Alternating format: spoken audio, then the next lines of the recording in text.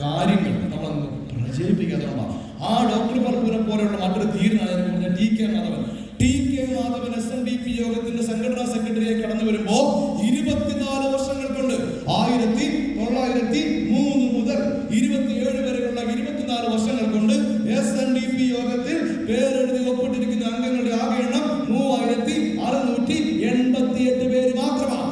ഈ TK. Madhavan SNDP യോഗത്തിന്റെ സംഘടനാ സെക്രട്ടറി ചുമതലയേറ്റ് കൃത്യമായിട്ട് പറഞ്ഞാൽ 4 മാസങ്ങൾ കഴിഞ്ഞപ്പോ 124